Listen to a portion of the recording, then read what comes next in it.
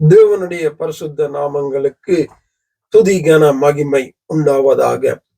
ரட்சிப்பை குறித்து பார்த்து கொண்டு வருகிறோம். இந்த நிகழ்கால ரட்சிப்புல எங்களுடைய வாழ்க்கையில இருக்க வேண்டிய இருக்கக்கூடாத காரியங்களை பார்த்து கொண்டு வருகிறோம். நேற்றைய தினத்துல மத்தேயு 5ஆம் அதிகாரம் 13ஆம் வசனத்திலே நாங்கள் பூமிக்கு உப்பாக இருக்கும்படி ரட்சிக்கப்பட்ட நாங்க பூமிக்கு உப்பாக இருக்க வேண்டும் என்று தேவன் விரும்புகிறார், அழைத்திருக்கிறார், மாற்றி இருக்கிறார் என்று பார்த்தோம்.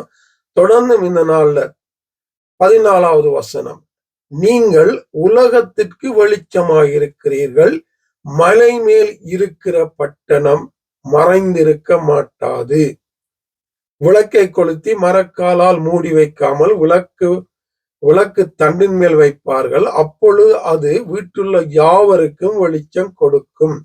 இவ்விதமாய் மனுஷர் உங்கள் நற்கிரியைகளை கண்டு பரலோகத்தில் இருக்கிற உங்கள் பிதா மகிமைப்படும்படி உங்கள் வெளிச்சம் அவர்கள் முன்பாக பிரகாசிக்க கடவது. ஆண்டவர் ரட்சிப்பு இது சாரமற்று கிடந்த எங்களை சாரமாக்கினார், உப்பாய் மாற்றினார். நாங்கள் சாரமாய் உப்பாய் இந்த பூமிக்கு இருக்கும்படியாய் தேவநாம மகிமைக்கென்று. அடுத்த ஒரு காரியம் சொல்லுகிறார், இருளாய் இருந்த உன்னை நான் வெளிச்சமாய் மாற்றி அந்த வெளிச்சம் அவர்கள் முன்பாக பிரகாசிக்கத்தக்கதாக வாழுகிற ஒரு வாழ்க்கை எனக்கும் உங்களுக்கும் இருக்க வேண்டும் என்பதற்காக அவர் எங்களை வெளிச்சமாய் மாற்றினார். நாங்கள் வெளிச்சமாய் இருக்க வேண்டும்.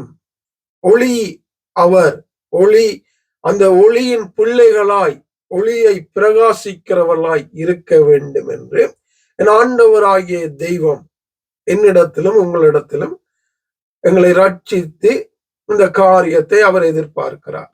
ஒளி இல்லாதவனிடத்தில் அவர் ஒளியை எதிர்பார்க்கல, சாரம் இல்லாத இடத்தில் அவர் சாரத்தை எதிர்பார்க்கல, ஒளியாய் மாற்றி அவர் எதிர்பார்க்கிறார். அப்ப இந்த நாள்ல ரட்சிக்கப்பட்டிருக்கிறோம் என்று சொல்லுகிற நாங்க இந்த வசனத்தை சொல்லி ஜெபிக்கிறோம்.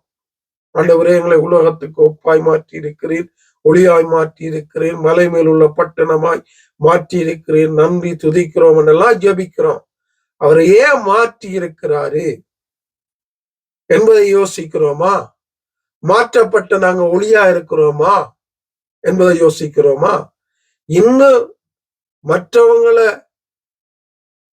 மற்றவங்களுக்கு இடைஞ்சலாய், இருளாய், அவர்களை இன்னும் தெய்வத்தை அறியாதபடி, ஏற்றுக்கொள்ளாதபடி அவர்களுக்கு இடைஞ்சலாய் வாழுகிற ஒரு வாழ்க்கை தானே வாழ்ந்து கொண்டு இருக்கிறோம். ஆண்டவர் எதிர்பார்க்கிற காரியம், ஒளியின் பிள்ளைகள் ஒளியாய் இருக்க வேண்டும், பிரகாசிக்க வேண்டும், இருளில் இருக்கிறவங்களை பிரகாசிக்க பண்ண வேண்டும், தெய்வத்துக்கு நேராக நடத்த வேண்டும் என்று ஆண்டவர் எதிர்பார்க்கிறாரே. ஒளியாய் இருக்கிற என்னிடத்திலே உங்களிடத்திலையும் நாங்க இந்த நாளிலும் இருளுக்குரிய ஒரு வாழ்க்கை வாழ்ந்து கொண்டு இருப்போமா இருந்தா எப்படி தேவ சமூகத்துல நிற்க முடியும்? எப்படி நாங்க பரலோகத்துக்கு போக முடியும்? சொல்லி ஜெபிக்கிறது நல்லது, ஜெபிக்கிற நாங்க அதற்கேற்ற விதமாக இருக்கிறோமா, வாழுகிறோமா என்று யோசிக்க வேண்டும். அவர் எதிர்பார்க்கிறார், பிரகாசிக்க வேண்டும், ஒளியாயிருக்க வேண்டும், இருள் நீங்கத்தக்கதாக இருள் மத்தியிலே எங்களுடைய வெளிச்சம் கடந்து செல்ல வேண்டும்.